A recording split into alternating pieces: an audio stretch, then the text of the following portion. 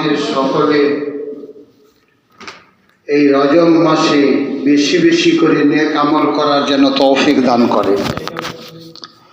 বিশ্ব নবী মুহাম্মদুর রাসূলুল্লাহ সাল্লাল্লাহু আলাইহি সাল্লাম বলেছেন, তোমরা শাবান মাসকে সম্মান জানাও বেশি বেশি নেক কাজ দ্বারা। ফলে বিশ্ব নবী মুহাম্মদুর রাসূলুল্লাহ সাল্লাল্লাহু আলাইহি সাল্লামকে এই রজব মাসে বেশি বেশি ইবাদতে দেখা যেত। দান, খায়রাত, নামাজ, তেলাওয়াত, রোজা ইত্যাদি আল্লাহ যাকে যেমন সামর্থ্য দিয়েছেন, শক্তি দিয়েছেন, ব্যাপকভাবে এগিয়ে যাওয়া আমাদের কর্তব্য। এমনিতেই নেকির কাজ তো লাভই দেয়, আবার এই রজব মাসের সময়টা ইবাদতের গুরুত্ব বেড়ে যায়। শাবান মাস, তারপরে রমজান। অতএব এখন থেকে শুদ্ধ পরিশুদ্ধ যত হব, ততই আমরা রমজান এবং শাবানের যে সিজন আল্লাহ দিয়েছেন, সেই সিজনে আমরা কিছু লুটে নিতে পারব। মানুষ আগে থেকে প্রস্তুতি না নিলে সময়ে সে ঠিক কাজ করে উঠতে পারে না, ও ডামাডাল হবে। সব কাজে আগে থেকে প্রস্তুতি নিতে হয়। সেই জন্যে সামনে শাবান, পরেই রমজান, তার আগে আমাদের রজবে একেবারে প্রস্তুতি নিতে হবে। শাবান মাস যখন আসতো, সাহাবাদের মুখটা কোরআনের দিকে ঝুঁকে থাকতো। হুজুরে পাক সাল্লাল্লাহু আলাইহি সাল্লাম এমনিতেই তো কোরআন তেলাওয়াত খুব বেশি বেশি করতেন, আর সাহাবারা এই শাবান মাসে বেশি সময়টা কোরআন তেলাওয়াতেই লাগাতেন। আর কোরআন তেলাওয়াত সব ইবাদতের বড় ইবাদত। যত কোরআন তেলাওয়াত করতে পারি ততই ভালো, কারণ কোরআন হলো আল্লাহর বাণী। আর আল্লাহর বাণী যখন কেউ তেলাওয়াত করে, সে যেন আল্লাহর সঙ্গে কথোপকথন করে। যখন সূরা ফাতিহা নামাজে পড়ে মুসল্লি, তো আল্লাহ পাক মনোযোগ সহকারে শোনেন। বান্দা বলেন আলহামদুলিল্লাহি রাব্বিল আলামিন, এইটুকু পড়েছে, আল্লাহ সঙ্গে সঙ্গে তার উত্তর দেন। তার মানে শুনে মনোযোগে, তবেই তো উত্তর দেন। বান্দা বলছে সমস্ত প্রশংসা হে খোদা তোমার জন্য, আল্লাহ বলেন ঠিক বলেছ, তুমি ঠিক বলেছ। আর রহমানির রহিম মালিক ইয়াউমিদ্দিন ইয়্যাকা না'বুদু ওয়া ইয়্যাকা নাস্তাঈন, এভাবে পড়তে থাকে। আর প্রত্যেক আয়াত মানে তো কথা, আরবিতে কথা, প্রত্যেক কথার উত্তর আল্লাহ দিতে থাকে। আল্লাহ বান্দার তেলাওয়াতকে এত মনোযোগ সহকারে শোনেন। বুঝা গেল কালামে ইলাহির তেলাওয়াত আল্লাহর কাছে খুব পছন্দনীয়, খুব পছন্দনীয়। সেই জন্যে বুজুর্গানে দ্বীনকে দেখা গেছে তারা বেশি সময় তেলাওয়াতে কাটিয়েছেন। ইমামে শাফি রহমতুল্লাহ আলাইহি প্রত্যেক দিন এক খতম করতেন। ইমামে আবু হানিফা রহমতুল্লাহ আলাইহি রমজান মাসে 61টা খতম করতেন। 61, মানে 30 দিনে মাস হলে দিনে এক খতম, রাতে এক খতম, তারাবিতে সারা মাস ধরে এক খতম, 61টা হয়ে গেল। আল্লাহ তাদের জবান কি দিয়েছিল, তেলাওয়াত করে করে করে করে অনর্গল তিনাদের তেলাওয়াত হয়ে গেছিল। তাদের জন্য একটা খতম করা কিছুই মনে হতো না। আমাদের তো এক পারা পড়তেই গলা শুকিয়ে যায়, হাঁপানি জুটে যায়। ইমামে আবু হানিফার তেলাওয়াত তো সাদামাঠা তেলাওয়াত ছিল না, বরং তেলাওয়াতের সঙ্গে সঙ্গে প্রত্যেক আয়াত কি বলছে তা বোধগম্য হওয়ার যোগ্যতা তেনার ছিল। কেমন জ্ঞানী লোক ছিলেন! তো ভাই আমার, আল্লাহর যারা নেক বান্দা যত উচ্চ স্তরে আসীন হয়েছেন, ততই দেখবেন তাদের জিন্দেগিতে কোরআন তেলাওয়াতে মনোনিবেশ করেছেন, কোরআন তেলাওয়াতে মনোনিবেশ করেছেন। আমাদের ছেলেরা যখন পড়তে আসে, বলি একটা আয়াতকে তুমি 100 বার ধরে পড়ো, তারপরে আমার কাছে এসে শোনাও। সেভাবে কবে খতম হবে, কবে খতম হবে? কু কু করে পড়ে সে বলবে আমি 1 পারা শোনাবো। হয়নি, একটা আয়াত তুমি 100 বার পড়বে, 100 আয়াত পড়া হয়ে গেল, 100 আয়াত পড়া হয়ে গেল। কিন্তু ওই এক আয়াতকে 100 বার পড়লে সেটা জল হয়ে গেল, জল হয়ে গেল। আর কোনোদিন ভুল হবে না, আর কোনোদিন সেখানে আটকাবে না। এ বাচ্চাও বুঝে না, আর বাচ্চার গার্জেনও বুঝে না। এতে বলে কি, হুজুর এখনো খতম হয়নি। সব কি বলবো, আর ভাষা আমার বের হয়নি। ওরা শিক্ষা সম্পর্কে জ্ঞানই রাখে না। যে কোনো বিষয়ে পোক্ত হতে গেলে সেই জিনিসটাকে বেশি করে মাজা ঘষা করতে হয়, তবে হয়, তবে হয়। ভাই আমার, হুজুরে পাক সাল্লাল্লাহু আলাইহি সাল্লাম তাই বেশি বেশি এই মাসে ইবাদতে মগ্ন হয়ে যেতেন, খুব বেশি। আজকে ভাবতে হবে, আমাদের সামনে বড় ইবাদত এসে গেছে। সেটা হলো কি জানেন? সেটা হলো দ্বীন ঈমানকে রক্ষা করা, দ্বীন ইসলাম এবং মুসলমান নিজেদের অস্তিত্বকে টিকিয়ে রাখা।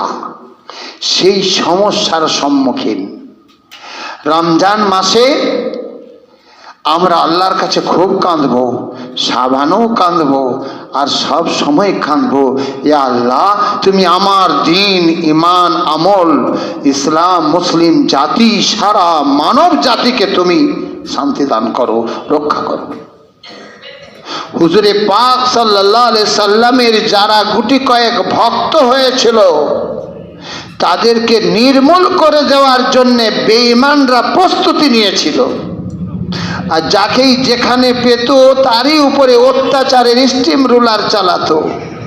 বিশ্ব নবী কাঁদতেন অঝরে, হায় আমার ভক্তদের কি নিরাপদ স্থান কোথায় হবে, যেখানে শান্তিতে তারা তাদের ইবাদত এবং সৎ জীবন কাটাতে পারবে। কাঁদতেন। হতে হতে আল্লাহর নির্দেশ এসে গেল যে তোমার ভক্তদের হাবশায় পাঠিয়ে দাও, নিরাপদ স্থান হাবশা, সেখানে পাঠিয়ে দাও। হুজুরে পাক সাল্লাল্লাহু আলাইহি সাল্লাম হাবশায় সাহাবাদের জামাতকে পাঠিয়ে দিলেন, আর কোরআনের এক সূরা সঙ্গে দিলেন, যাও। সেখানে পৌঁছবার পরেই বেঈমানেরা ভাবলো, আরে পালিয়ে গেল, আমাদের নাগালের বাইরে, তো ধরে আনতে হবে, ছেড়ে দিলে হবে না। কারণ ওখানে গিয়ে ওরা শক্তি সঞ্চয় করবে, ভবিষ্যতে আমাদের বিপদ হয়ে দাঁড়াবে। দেখছেন, বেঈমান সে দেশের শক্তিধর, বেঈমান সে দেশের শক্তিধর। গুটি কয়েক মুসলমান সে নিজের ঈমানকে নিজেরকে রক্ষা করার জন্য দেশ ছেড়ে দিয়েছে, দেশ ছেড়ে দিয়েছে, দিয়ে অন্যত্র চলে গেছে। তবুও বেঈমান ভয় পাচ্ছে, তবুও বেঈমান না, এ গুটি কয়েক ইমানদার চলে গেলেও বিপদ আছে। তাহলে কি করে ওরা শান্তি পাবে? মেরে শান্তি পাবে। যে মুসলমান যদি চলেও যায় আমাদের বিপদ, কারণ এরা যেখানে যাবে সেখানেই এদের শক্তি বাড়বে, আর যখন বৃহৎ শক্তির অধিকারী হবে তখন আমাদের উপরে হামলা করবেই করবে। কারণ আমরা তাদের তাড়িয়েছি, আমরা তাদের কষ্ট দিয়েছি, আমরা তাদেরকে বেঈমান করতে চেয়েছি। অতএব চলে গেলেও ছাড়া যাবে না। কারা ভাবলো? বেঈমানরা ভাবলো। কাদের জন্যে? ঈমানদার গুটি কয়েকের জন্যে, গুটি কয়েক ঈমানদার। নাজ্জাশী বাদশাহ হাবশার, তার কাছে পৌঁছবার পরে তারা নিরাপদে থাকতে রইল। এদিকে বেঈমানরা একজন লিডার তৈরি করলো, কেমন লিডার আছো? হাবশায় যাবে, নাজ্জাশী বাদশার কাছে প্রস্তাব দেবে, আর ওই যে আমাদের দেশ থেকে চলে যাওয়া ইমানদার গুলোকে তার কাছ থেকে ফিরিয়ে নিয়ে আসবে, যাতে করে ওদেরকে নির্মূল করে দিয়ে আমরা শান্তি পাই। কেমন আছো? লিডার খোঁজা হচ্ছে, লিডার। লিডার দাঁড়িয়ে গেল আমর ইবনে আস। সে বলল আমি। বলে হ্যাঁ তুমি পারবে, তুমি যেমন তর্কবিদ, তেমন বিচক্ষণ, তেমন জ্ঞানী, এলাকার মধ্যে সবচেয়ে প্রভাবশালী তুমি পারবে। বলল যেতে হলে আমার অনেক কিছু দরকার। বলে কি দরকার? টাকার দরকার, আর একটা হেল্পারের দরকার। বলে হেল্পারও দেবো, যা কিছু টাকার দরকার পাহাড় করে দেব। বেঈমানরা টাকার পাহাড় করলো, হেল্পার আব্দুর রহমানকে দিল, দুজনে মিলে চললো। কোথায়? কাকে কোথায় যাচ্ছে? হাবশায় ধরতে মুসলমানকে। মুসলমানকে নির্মূল করার জন্যে টাকাও দিচ্ছে, জ্ঞানী লোকও যাচ্ছে, আবার হেল্পারও দিচ্ছে। চিন্তা করো মুসলমানের দাম কত, মুসলমানের দাম কত। ভাই আমার, সবাই চলে গেল হাবশায় নাজ্জাশী বাদশার কাছে। প্রস্তাব দেওয়ার আগে তার যারা আমলারা ছিল পার্লামেন্টের, আমলাদের সঙ্গে একে একে দেখা করলো, মোটা মোটা ঘোষ দিল, আর বলল ভাই আমরা যেই নাজ্জাশীর কাজে প্রস্তাব দেব, আমার প্রস্তাবকে তোমরা সবাই সমর্থন করবে, তাহলে নাজ্জাশী বাদশাহ আর ওই মুসলমানদের কোনো কথাই শুনবে না, আমাদের হাতে দিয়ে দেবে, আমরা বগল বাজাতে বাজাতে ধরে নিয়ে চলে যাব। কারণ যদি মুসলমান আর আমরা দুই পক্ষ মুখোমুখি হই, তাহলে কিন্তু গন্ডগোল হয়ে যেতে পারে, গন্ডগোল হয়ে যেতে পারে। তার মানে তারা জানে মুসলমান হকপন্থী, তাদের সামনে টিকাদায় হবে, মুসলমান জ্ঞানী বিচক্ষণ, তাদের তর্কে জিতা বিপদ হবে, তাই তারা তর্কের সম্মুখীন হতে চাইল না, কাছাকাছি হওয়ার ইচ্ছা করলো না। ঘুষ দিয়ে কোনো রকমে পটিয়ে নাজ্জাশীর অনুমতি যাতে পেয়ে যায় মুসলমানগুলোকে ধরে নিয়ে যাওয়ার জন্যে, তাই তারা আগে ঘুষ দিয়ে পার্লামেন্টের সমস্ত মেম্বার আর এমএলএদেরকে নিজের পক্ষে করলো। তারপরে নাজ্জাশী বাদশার কাছে টাইম নিয়ে হাজির হলো, সঙ্গে সঙ্গে সেজদায় উপনীত হলো। নাজ্জাশী বাদশার নিয়ম ছিল তার কাছে যেতে হলে আগে সেজদা করতে হবে, এটা তাকে নজরানা দিতে হবে। তাই তারা করলো, কারণ তারা চাই আমাদের মুসলমানকে ধরতে হবে, তাতে সেজদা করতে হয়, ক্ষতি নেই, সেজদাও করে ফেললো। নাজ্জাশী বাদশা বলল যাবো না, কেন এসেছো তোমরা? বলে দেখুন এই যে লোকগুলো এসেছে না আমার গ্রামের, এরা না আমাদের ধর্ম গ্রহণ করেছে, না আপনার ধর্ম গ্রহণ করেছে, এরা সমাজ বিরোধী, এরা অন্যায় কর্মে পটু। তাই চাইছি ওই লোকগুলো আপনার দেশে আশ্রয় নিয়েছে, আপনি ফিরিয়ে দেন, তা নাহলে আপনারও অসুবিধা হবে। নাজ্জাশী বাদশার কাছে এই প্রস্তাব দেওয়ার সাথে সাথে সব ঘুষখোরেরা এক বাক্যে আওয়াজ তুলে বলল, হ্যাঁ হুজুর, ও বিদেশি লোকেদের দরকার নেই, তাড়ান তাড়ান তাড়ান। সঙ্গে সঙ্গে নাজ্জাশী বাদশা বললেন, একতরফা কথা শুনে আমি কিন্তু ফায়সালা দিতে পারি না, সত্য যাচাই না করা পর আমি কিছু বলতে পারি না। অতএব আসতে দাও ওই মুসলমানদেরকে আমার সামনে। বলে সেই দিনের বৈঠক বানচাল, সেই দিনের বৈঠক বানচাল। ভাই আমার, তারপরে পুলিশ গেল আর মুসলমানদেরকে ধরে নিয়ে এলো, নাজ্জাশী বাদশার সামনে উপস্থিত হলো। সামনে দাঁড়িয়ে বলল, শান্তির প্রতীক যারা, শান্তির ধ্বজাধারী যারা, তাদের প্রতি শান্তি বর্ষিত হোক। সেজদা করলো না, তোষামত খোসামত করলো না, আসসালামু মান ইত্তাবাল হুদা, একটা কথাই বলল। তখন এই বেঈমানের দল হই হই করে বলল, জাহাপনাব দেখেছেন, আপনি সম্রাট, আপনার সম্মান করতে জানে না। আপনার সম্মান তো দূরের কথা, আপনার দেশে আশ্রয় নিয়েছে, আপনার নীতির বিরুদ্ধাচরণ করছে। এরা কত খারাপ লোক, আগে যা বলেছিলাম বুঝতে পারছেন তো? তারপরেও কিন্তু নাজ্জাশী বাদশাহ ইশারায় সকলকে চুপ করালেন আর বললেন কথা বলতে দাও। ওনারা বলতে রইলেন। জাফরকে বলছেন তিনটি কথা। জাফর তাইয়ার মুসলমানদের কমান্ডার, বলছে হে জাফর, তুমি বলো কেন তুমি তোমার স্বজাতির ধর্ম ত্যাগ করেছো, আমার দেশে এসেছো, আমারও ধর্ম তুমি গ্রহণ করনি, কেন কেন কেন? তিনি তখন বিস্তারিত ইসলামের ইতিহাস পড়ে শোনালেন। আবার বলেন আচ্ছা তুমি আমার দেশে এসেছো, আমার দেশের নীতি কেন তুমি মাননি? আমার দরবারে আসতে হলে আমাকে সেজদা করতে হয়, তুমি আমাকে সেজদাও কেন করনি?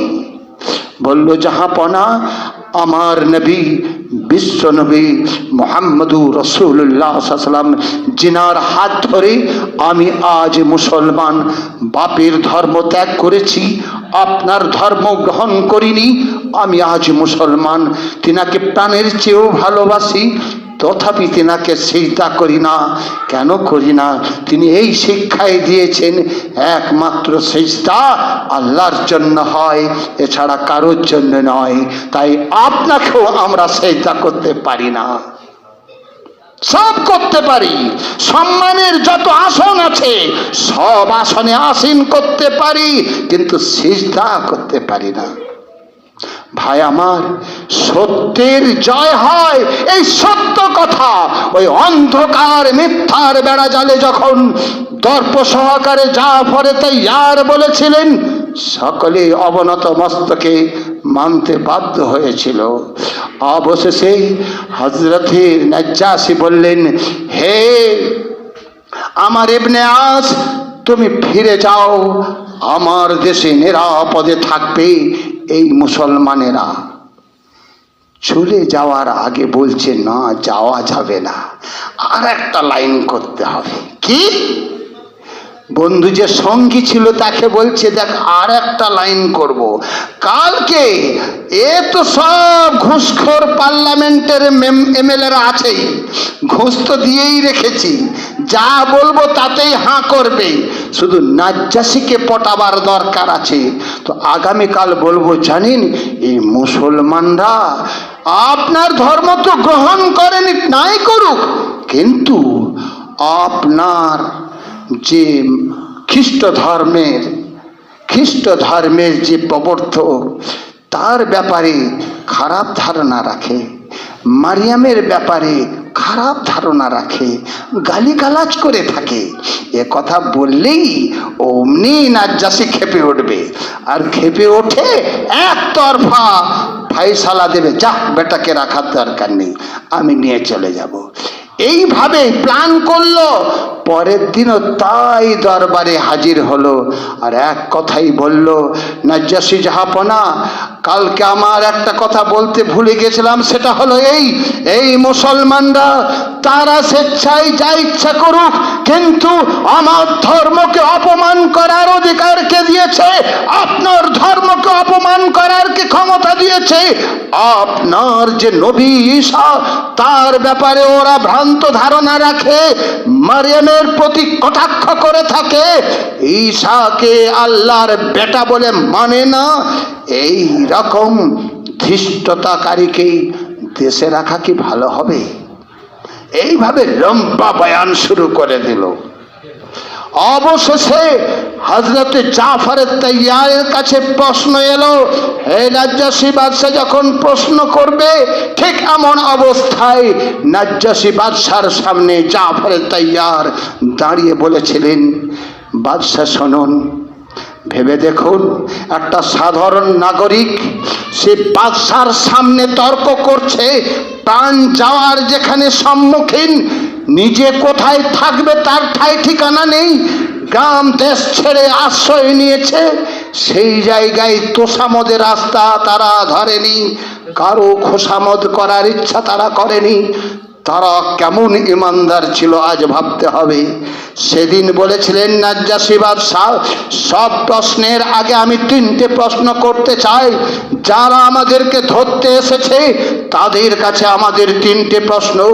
1 নম্বর, আমরা কি তাদের গোলাম? বলে না। তাহলে গোলাম নই তো ধরতে আসার অধিকার নেই। নম্বর 2, আমরা কি খুনি? কাউকে খুন করে এসেছি? যে খুন যখন করে এসেছি তার প্রতিশোধে আমাকে খুন হতে হবে? আমরা কি কাউকে খুন করে এসেছি খুনি? বলছেন না। আমরা কি কারো কাছে ঋণী? কারো মেরে এসেছি? সেইটা আদায়ের জন্য ধরতে এসেছে ওরা?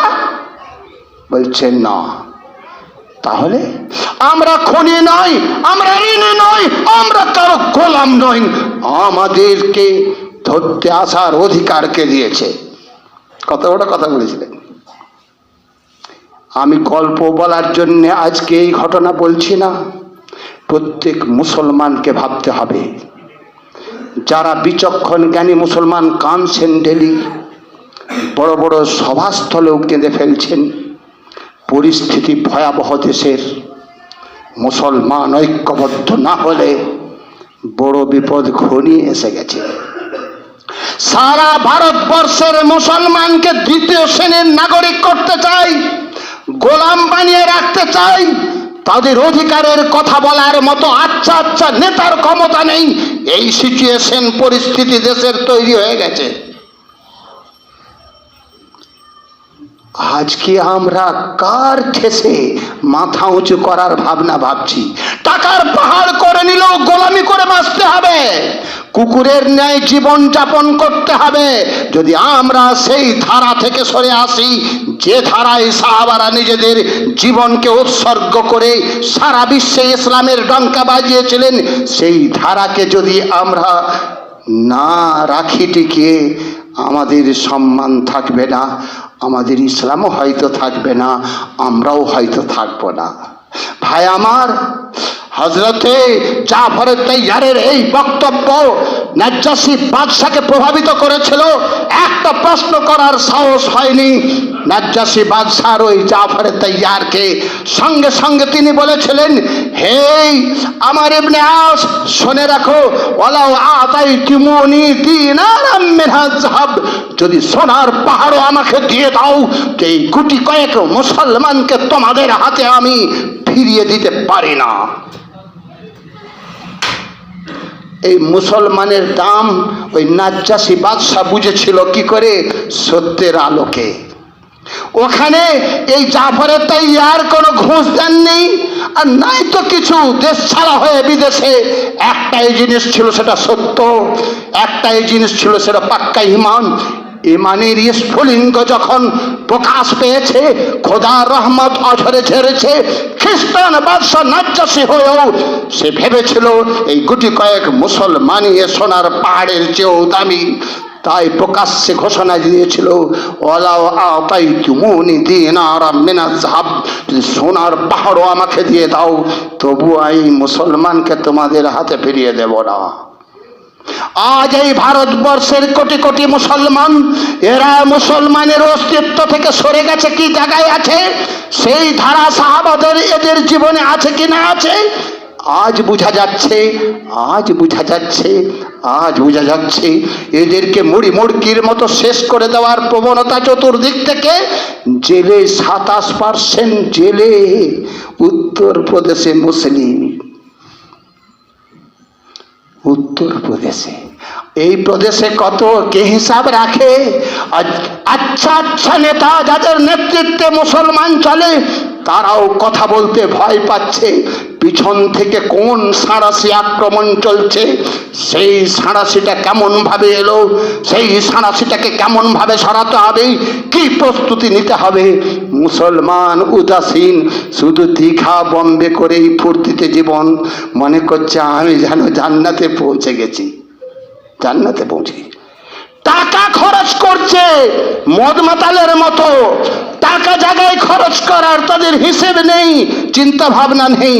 ভাবতে হবে আমি এই দুনিয়াটা জান্নাত ভেবেছি যদি, তো মূর্খের স্বর্গে আছি।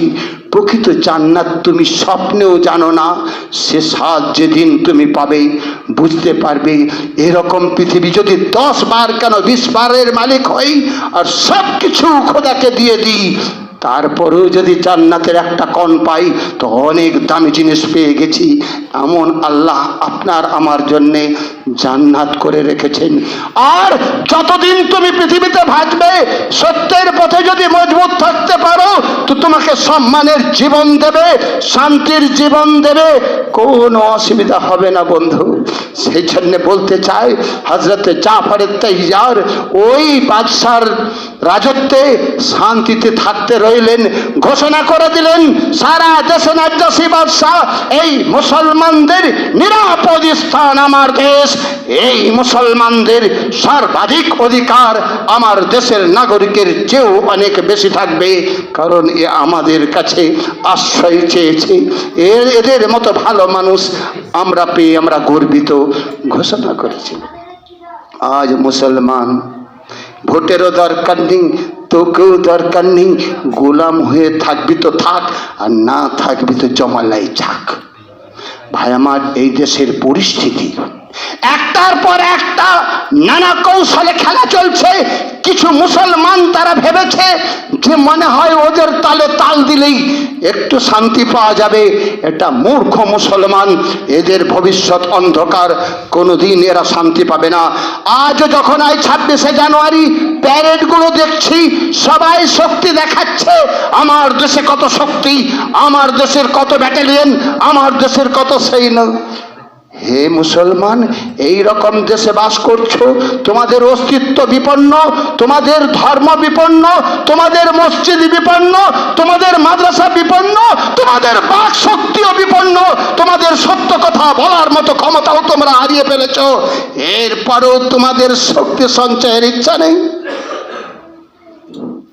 কোরআন বলেছে ওয়াইদু মাস্তাতাতুম মিন কুওয়াতিন মিন রিবাতিল খাইল তুরহিবুনা বিহি আদুওয়াল্লাহ, এমন শক্তি সঞ্চয় করো যে শক্তিতে শত্রুরা ভয় পাবে। এমন শক্তি সঞ্চয় করো যে শক্তিতে শত্রুরা ভয় পাবে।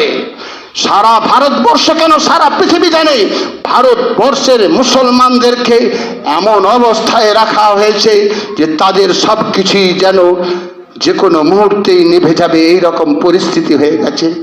তারপরেও আমরা শক্তি সঞ্চয়ের চিন্তা করব না, শক্তি ক্ষয়ের চিন্তায় ব্যস্ত থাকবো না। তুচ্ছ তুচ্ছ যদি বিবাদ থাকে, আপোষ মীমাংসায় আগিয়ে যাও, নিজ স্বার্থকে ভুলে গিয়ে সমষ্টিগত স্বার্থে আগিয়ে যাও। মুসলমান ঐক্যবদ্ধভাবেই একতার শক্তিকে দেখাও।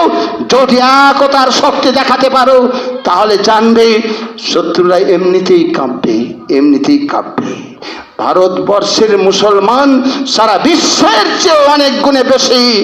এই মুসলমানরা একবার যদি ঐক্যবদ্ধভাবে অহংকার ছাড়ে, সারা বিশ্বের শক্তি তাদের সঙ্গে এসে দাঁড়াবে। আজ হামাসের মতো শক্তি, ক্ষুদ্র শক্তি লড়াই আগিয়েছে, বিশ্ব তাদের সাথ দিচ্ছে। আপনার ভারতবর্ষের মুসলমানদের প্রতি যে অত্যাচারের স্টিমরোলার দীর্ঘ 76 বছরে চলছে, তার ইতিহাস তৈরি হয়ে গেছে, সারা বিশ্ব জেনে গেছে। এরপরও আওয়াজ দিতে ভয় কিসের? আওয়াজ দেওয়ার জন্য প্রস্তুতি নাও, আল্লাহর জন্য তুমি প্রস্তুতি নাও। সামনে রমজান আসছে, একটুকু তার আগে থেকে কান্নাকাটি করে তওবা তিল্লা করে নিজেকে পবিত্র করে নাও। খোদাই শক্তি তোমাদের সঙ্গে, তোমরা খোদাই বলে এগিয়ে যাবে, আল্লাহ তোমাদের জয় দেবেই দেবে। এ ভারতকে শাসন করেছি আমরা, এ ভারতের প্রতি আজও টিকে আছি আমরা। এই ভারতে মুসলিম তার ধর্ম নিয়ে স্বাধীনভাবে বেঁচে থাকবে, সংবিধান পেয়েছি আমরা। এই ভারতবর্ষের মাটিতে বুজুর্গানে দিনের এখনো গগনচুম্বী মাজার দেখা যায়। এই ভারতবর্ষের কোনায় কোনায় মুসলমানদের নিদর্শন আছে। আজ ভারতবর্ষে থেকে মুসলমানদের নামগুলো মুছে দেওয়ার চেষ্টা করছে। অনেক মুসলমান ভয়েই নিজের ছেলেদের নামও রেখেছে ঝন্টু মন্টু, যাতে করে মুসলমান বলে না চিনতে পারে। দাড়ি তো কেটেই দিয়েছে, পাঞ্জাবি টুপি পাগড়ি তো ছেড়েই দিয়েছে, নামাজের তো বালাই নেই, নামটাও ধরে না মুসলমান চিনে ফেলে। তার জন্য তারা আড়াল হতে শুরু করেছে। আর একটা ঝড় চালালেই ওরা গেরুয়া পোশাক পরে হিন্দু বলে জয় শ্রীরাম বলতে শুরু করে দেবে। 1 সেকেন্ড দেরি হবে না। ভাই আমার, মরণ হবেই, আগে তৈরি হয়ে যাও। মরণের সময় যেন শান্তির বার্তা পাও, জান্নাতের ঘ্রাণ পাও, আনন্দের সঙ্গে আমল নামা ডান হাতে পেয়ে স্বর্গবাসী হতে পারো। তার জন্যে এখন থেকে প্রস্তুতি নাও। আল্লাহ আমাদের সকলকে বলার চেয়ে বেশি বেশি করে আমল করার তৌফিক দান করুক। আখির দাওয়ানা আনিল হামদুলিল্লাহি রাব্বিল আলামিন।